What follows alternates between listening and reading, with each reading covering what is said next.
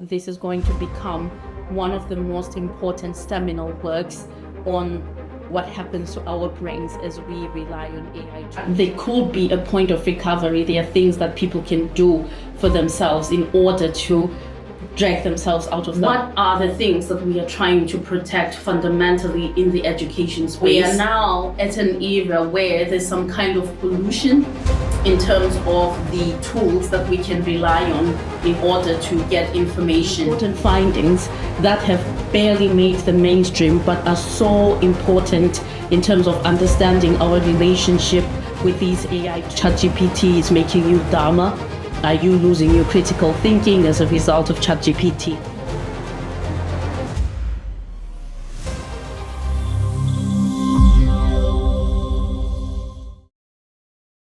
What I would like to do now is to focus on the important findings that have barely made the mainstream but are so important in terms of understanding our relationship with these AI tools. So there are 5 things that I'm going to address, and they are all sitting in the discussion section, and one of them in the summary table that they have put together after the introduction. So I'm yet to really get into the actual methodology before we are able to say with a bit more confidence how heavily we can rely on this study.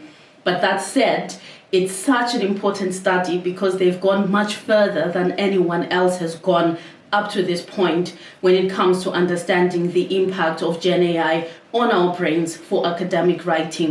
The study actually follows 54 participants who have to write through 3 or 4 sessions. They all have to write an essay, and they're divided into 3 groups.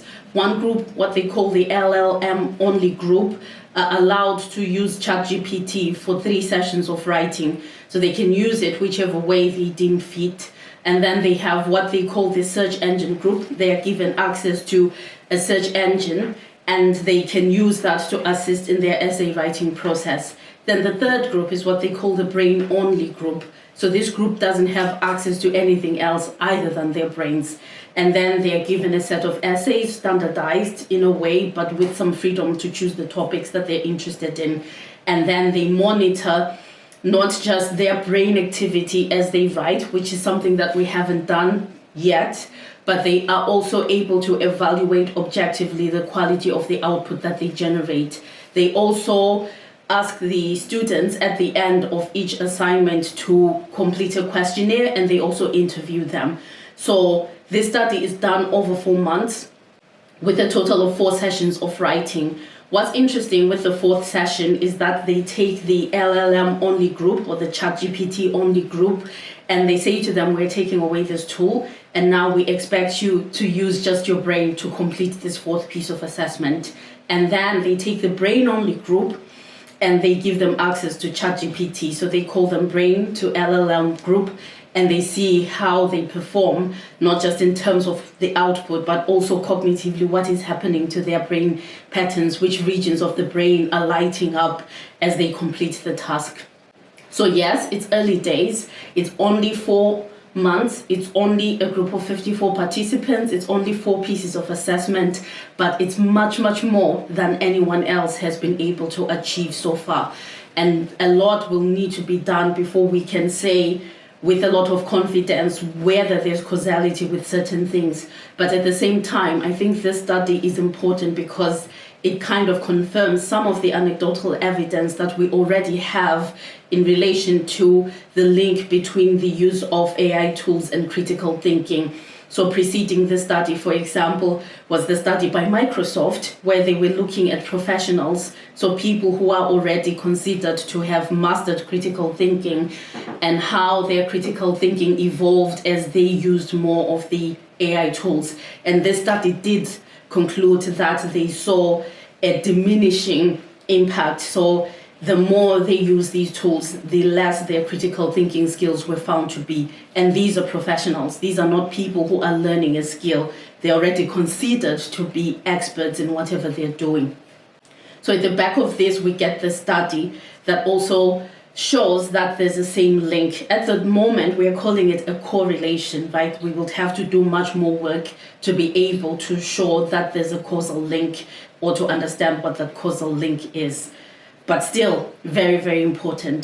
So from this study and all the things that are doing the rounds on the internet streets, what are, for me, the most important prominent findings that have not made the mainstream, that I would wish for my students to know, and that I would wish for you to know if you are somewhere at the crossroads of your life and thinking about whether you want to embrace AI or not, or come up with something that is in between. So the first thing that we see, and they put this in a box, I'm just going to hold it up for you to see. So this finding, they considered so important that they put it in a grey box. They want everyone who reads this draft to be able to see this. And what they're saying here is what they consider is to be the more concerning findings that they see is that participants in the LLM to brain group, so these are the people who started off using only ChatGPT for 3 assignments, and then on the 4th assignment they were asked to use their brains. And then they see that this group repeatedly focused on a narrower set of ideas, so the creativity kind of dwindled. It was like more of the same that they were playing around with in terms of what they were doing, and they have the evidence for it that they present with examples. And then they say this was supported by the interview responses as well. So when they did the exit interviews and they spoke to them, what they saw in their behavior was confirmed by the conversations that they were having with this group. And then they say this repetition suggests that many participants may not have engaged deeply with the topics or critically examined the material provided by the LLM. So one of the conversations that we are having about AI is whether really it does help students to get better at what they do. And I think one of the things that they also say in the study or allude to is that the quality is okay. So this LLM only group or ChatGPT only group does show some good, decent results. But when it comes to whether they deepened their thinking or were able to show greater creativity in terms of thinking about what they were doing, they were clearly underperforming from the 3 groups. So this is something that we need to think about, like what are the things that we are trying to protect fundamentally in the education space when we are talking about Gen AI and its introduction in the education setting. For me, it's not sufficient to say that it is inevitable. It's not sufficient to say that people are going to use it anyway. But I think it would be important that we allow people to be fully informed about the implications of using these tools in particular ways so that they know early on what sort of behaviors they can engage in if they are protective of their critical thinking. So I do meet people who say, I don't care about critical thinking, I just want to get a degree. Then that's a fair enough point, you know. So if they go on this downhill slope and they know that this is the result that they are aiming for, and it's not the most important thing for them, then, you know, we live and let live. That's essentially what it is. So this is the first important implication that they really want people to be aware of. So they say when individuals fail to critically engage with the subject, their writing might become biased and superficial. And I think you will have heard me say this a lot of times, because as an educator, we have to read a lot of assessment, and a lot of the AI implicated assignments sound like that. So I don't know, like when people get this advice and they get these assignments, their assignments graded, and they get the feedback, whether nothing ever comes back that tells them this is superficial, this could have been about anything, this could have been written by just about anyone, because those things are there. And I'm also going to show a finding later that also alludes to this. The human markers can pick it up. So when people believe that they cheated successfully, sometimes, you know, they have to ask themselves whether really this is what happened. So that's the first finding that people are not talking about. Or maybe this might be the one that is actually making all the headlines, where they say, oh, something might be happening to your critical thinking as a result of using AI. So the headlines are like, ChatGPT is making you dumber, Are you losing your critical thinking as a result of ChatGPT? So this is where it comes from. But you will also notice that even the authors themselves say you should consider this to be a preliminary finding. We will have to do more work before we are able to say that ChatGPT is making you dumber. And even if we have a lot of anecdotal evidence, case upon case that we can present, unless this is done in a scientific, systematic, rigorous, longitudinal way, at the moment it's just a correlation. So over time, we are going to know if for sure it is a relationship, whether the hunch of those who say there's something going on that is negative was right, or if there could be certain other factors that we have missed that help us to explain this. So that's the first finding that I think is really, really important and worth thinking about. The second finding that I also find very interesting is that what they find when they look at these 3 student groups is that the cognitive load on the brain-only group is high. So this confirms some of the arguments, or at least offers support. It lends support to the argument that using Gen AI tools actually helps you to reduce the cognitive load. This is like clear in the data, and this is something that comes out convincingly. So they see that they do have a greater cognitive load, but there's a twist. What they also find is that this brain-only group also demonstrated deeper learning outcomes and stronger identity with their output. So this turns on its head the assumption and the common narrative that people are selling essentially on the internet streets, that AI tools help us to reduce the cognitive load, and therefore when we have reduced the cognitive load, we can focus on doing the more important things. We can do the deeper critical thinking, because it seems that these things go together. So the trade-off for being able to reduce the cognitive load is that the thinking also gets shallower and the ownership of the work also declines. So one of the things that they did to try to test the ownership is, within minutes of completing the assessment, they invited these groups to try to quote something that they actually wrote. So there was one just high-level thing: can you describe in a very general sense what you may have done? And the other was, can you quote verbatim, I don't know, but word for word, can you quote what you have written? And then what they saw was that the group that had relied on ChatGPT was unable to do that. There was some slight improvement over the iterations because they started expecting that this was going to be required of them, but they were never able to do it to the level that was seen for the group that was using their brain only. So it looks like we have been passing around a myth that when we reduce the cognitive load through using AI tools, and this is confirmed by the study, we do indeed, then we are going to increase our time and effort on deeper critical thinking and taking ownership of our work. Actually, it shows that when you reduce the cognitive load, those things also go down.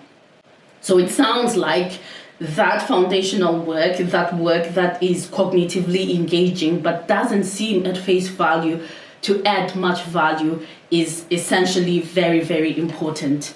So that's one thing that people should think about. And I don't think for this part I need to tell people what happens, because every user can actually evaluate for themselves where they sit as a result of using AI tools. So if you think that you have used it, you've reduced your cognitive load, and you feel like you have more confidence in terms of your critical thinking, you feel like you have more ownership of your work, you can talk about it for days, you're excited about it, then maybe there could be contingency factors that we missed. But if you're sitting in the room and you're thinking, this actually sounds like me, then you might know that it's not only you that this happens to, because this study actually shows that the lower cognitive load also comes with shallower thinking and less ownership in terms of the work that people produce. So belief versus fact and being able to self-diagnose at this point becomes important, because it's going to take time before we are able to establish causality and to be able to explain how this comes about. So until we can understand how we can mitigate it, you have to be looking out for yourself.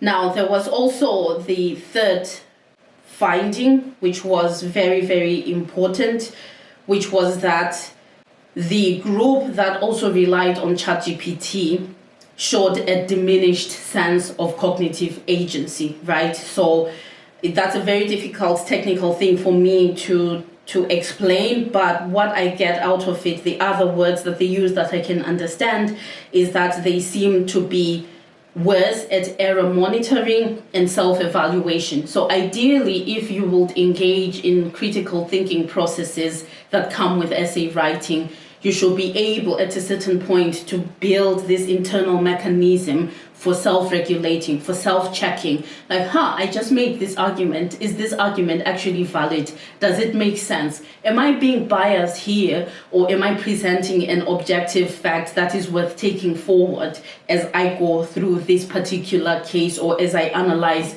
this particular situation? So all these things we are meant to get better at as we do academic writing. And what they see is that then these students actually got worse at being able to evaluate themselves. And if I think again anecdotally about what I see, I do get private messages and sometimes comments on my TikTok of people saying, oh, I used ChatGPT and I got caught and I don't know what to do. Like, how is it going to be good enough? Am I okay? What is happening? It means that even the piece of work that people turn in, they are not able for themselves to determine if it's good or not. But when you become a good academic writer, you build that confidence and you find your voice as a writer. Usually, when you turn in a piece of work, you should have a very good indication of what you got. So you don't have to be waiting, nervous, nail-biting, unsure whether this is something that is going to pass or not. So this is one of the things that they see gets lost with the group that was using for this particular study only ChatGPT. But what was even more significant, and I think scary, I find it to be scary, is that they say that what happens is that they had psychological dissociation from the written output. And one of the things that they mentioned earlier in the summary table is that what happens is that they see an impaired perceived ownership. So when they were asked, like, how much ownership do you have of this work? They reported, something from zero. I think it was a range from 0 to over 70% ownership. But when they will check the brain activity and they would ask them to recall things, to check their behavior, this was not consistent with their self-reporting of the ownership that they had. So in the end, it looks like this group of students actually didn't even understand how much they were doing or not doing in terms of taking responsibility for the piece of work that they generated. So if they talk about the observations that they make in terms of how they complete the assignment, in the summary table that they present after the abstract, they say that this group shows by session 3. So this is the last session where they can use only LLM. They show low effort. They're not as engaged as one would expect for someone who's writing an essay. They mostly copy paste. So they are just taking whatever ChatGPT wrote and they look at it and they just transfer it over to their actual main essay. And there is minimal editing. So not much that is done to actually change the text. So why is this so important? I think also, there are two reasons why I find this to be a very critical and maybe even concerning finding.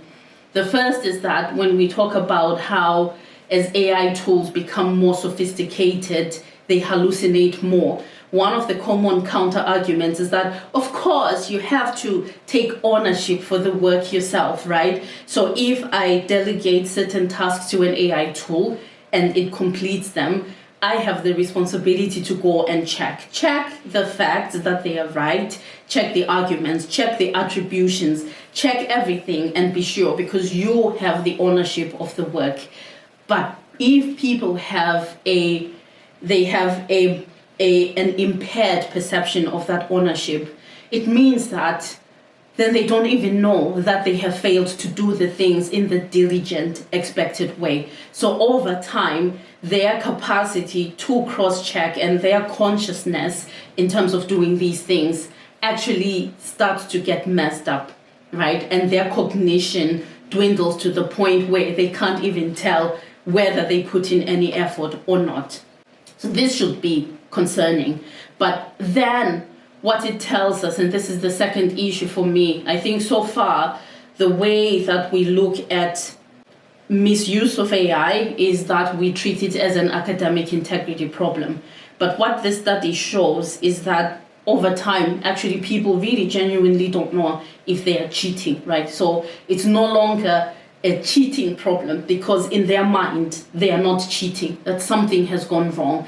And I think for me, it also links to the issue of AI addiction. So I see over time a lot of searches that lead people to my page are searches like AI addiction, how to deal with AI addiction. And I also even get people who send me private messages or they've commented under some of my AI videos, right? So AI dependency is real, but it's something that didn't come on the label when we were introduced to these tools and we were told about their wonders, about their ability to reduce the cognitive load, which is true, their ability to allow people to work efficiently, also true. They didn't say that it might come at a cognitive cost and you might become dependent and you might lose your creativity. So a lot of people who find themselves in this situation didn't set out to find themselves in that situation, and they didn't intentionally over time get to the point where what now is looked at as a cheating or an ethical problem is actually a concern that we should all be worried about. So if we have a growing contingent of people who become AI dependent, they can barely function without it, but they've also lost touch with their own cognition. They have what the authors call a psychological dissociation from their written output. What is there to help them get out of this hole? Because treating them like criminalizing their dependency in a way by saying, oh, you cheated, therefore you get this penalty, is not going to help them to get out of this hole. So it means that we have an entirely new problem in the academic writing or higher education landscape.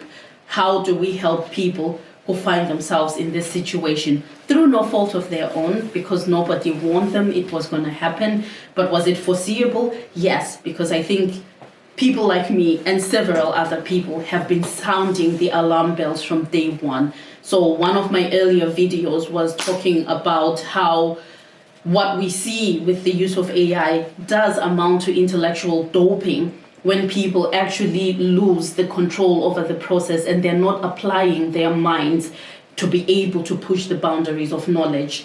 And there are several other people who have also essentially shared that same sentiment. So it was foreseeable and nothing was done. And so it shouldn't be the fault of the people who find themselves in this situation, and there needs to be a way to help them out of it. So maybe something that is promising also coming out of this study is that when they switched this group that was relying on ChatGPT and they said use your brain only, they showed engagement levels that were slightly higher than what they saw in session 1 of the brain only group. So they were still able to apply themselves cognitively. They were able to put in that effort, but they struggled. So it means that there could be a point of recovery. There are things that people can do for themselves in order to drag themselves out of that hole. But it means that institutions must also recognize that we have a different kind of problem now in the academic space. And it's not an academic integrity issue, it's an AI dependency issue. And we need to be able to find these students and be able to help them before it is too late. So the fourth finding that is also very interesting is one that relates to bias. And they are talking about bias that they see not just in the group that uses ChatGPT, so they will tend to lean towards the topics that AI chooses. They will lean towards the specific focus areas that AI chooses. So at the end of the day, whoever is responsible for the training data of the LLM is actually having control over what these people are going to write about. So that's no surprise there, right? Because this is something that other people have also spoken about. But it's also something now that permeates into search engines, because search engines are also now optimized for certain things, whether it's for advertising purposes or whatever, but there's certain content that just gets pushed up to the top of a page when we are searching for particular things. And they did see it in the search engine only group, that the students just tended to pick what made top of the list in terms of the results that they got out of the search. So we are now at an era where there's some kind of pollution in terms of the tools that we can rely on in order to get information. And so the search engine only group also fell into the issue of bias, not as strongly as the group that had access only to ChatGPT, but still strong enough. They could see a clear correlation between the topics that they chose to focus on and what was ranking high on the search engine analytics as well.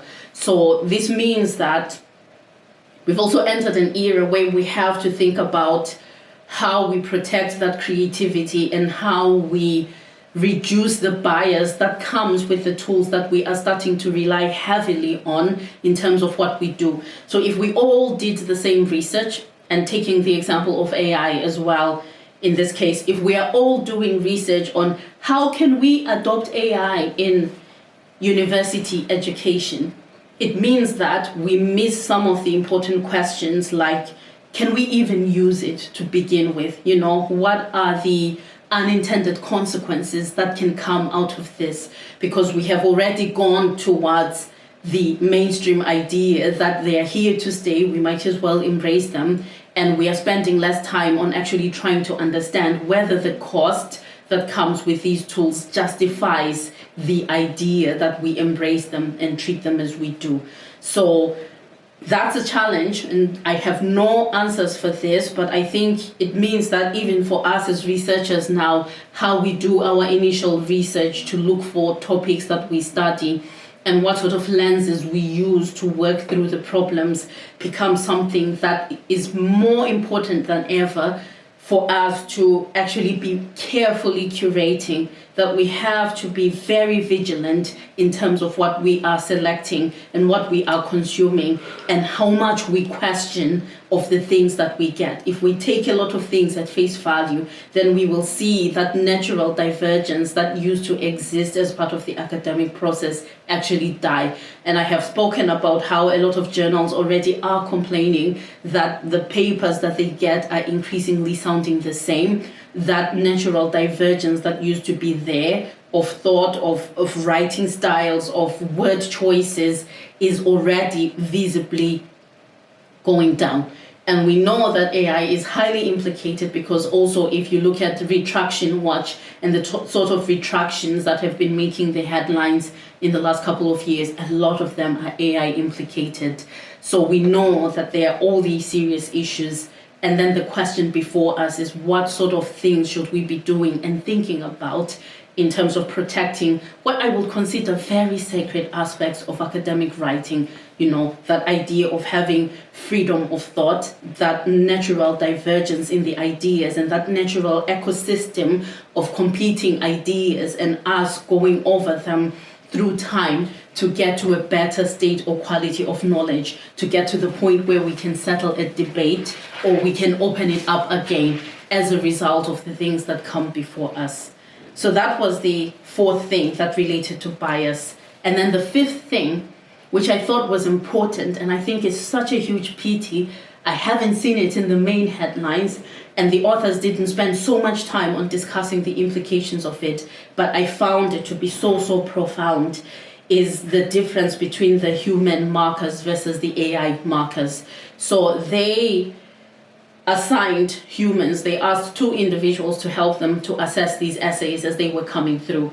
But they were also mindful of the fact that these human markers might already be critical of AI use, or they might be looking for it and it might bias the marking. So therefore, they also created an AI agent that was supposed to do the marking alongside them. So while in general there is consistency between the two in terms of the mark that is allocated at the end of the process, the human markers were able, for most of the part, to discern AI-generated text from human-generated text. So their success rate for saying, this was written by AI and this is why I think it was written by AI, was correct. And then where they said a human must have written this, also for most of the part, they were correct. What was also interesting was that it wasn't only that they could make this distinction, but they could also trace an individual or track an individual through the writing process. They could say, yes, it's anonymous, but the person who wrote that assignment 2 is the same person who has written this assignment 3. And even if they see that cognitively there's some improvement for the brain-only group, and maybe I would assume the quality of the work also improves, they're still able to track it back to a specific individual. Why is this important? We have, again, an ongoing discussion, not just in higher education, it's also in primary schools and secondary schools, where a lot of governments are considering delegating marking to AI tools so that teachers, educators can focus on the more important things. My experience with marking student work, and this is from primary school, so once upon a time, when I was very, very young, I worked in a primary school after I had finished my A-levels, waiting for my results, so I was qualified to teach in a primary school. Then I went to university, and whenever we were on holiday, I also was taking temporary teaching jobs in secondary schools. So I have taught at primary school, at secondary school, and now at the university level. And for me, marking, and now I realize it in hindsight because these discussions are happening, it's nothing that I valued until now.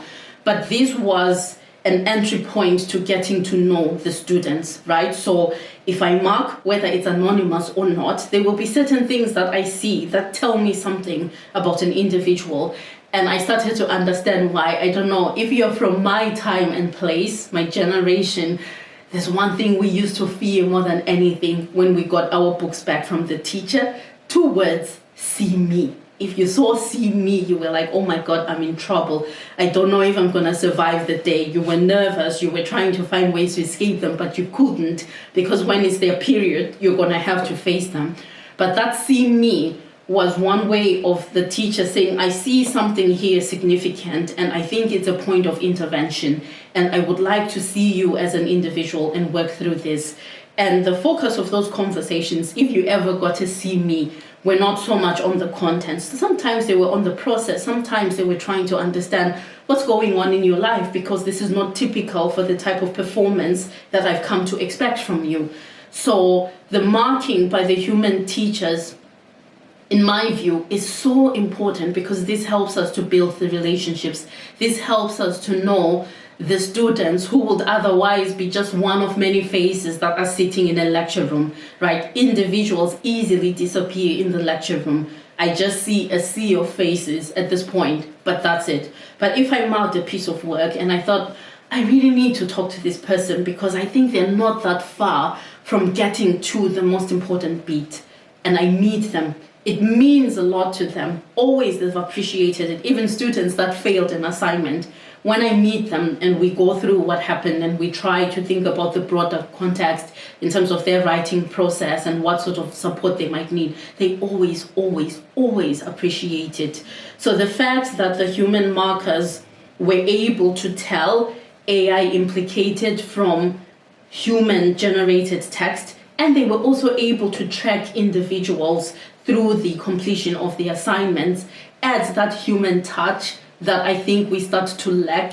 So for me, marking is not like the chore that is preventing me from doing things. It's actually become more and more the opportunity for me to get to know my students and to be able to understand exactly what they need. This is the only time that I can personalize my conversation with them. And this is the only time that I can actually invite them for a conversation. So I don't write see me, but I'm like, if you need to discuss this further, I'm happy to do this. I create an opportunity, I set a time, and I make it possible. And people do take that up. Students do take that up. They're interested. So I hope, based on this finding, about this difference in perception between the human markers versus the AI markers, even though for most of the part they are on par in terms of what the final grade becomes. There's something about the human marker that we risk losing. And I think it's going to be a sad day because more and more we actually don't have that much of a connection with our students as classes get bigger, as degree programs get bigger. And so if this gets taken away, a person can be just a shadow, essentially, for their entire existence in the system because an AI did the marking. A teacher spoke to them, but they never got to know them, so they never really responded to who that person was. And that would be sad.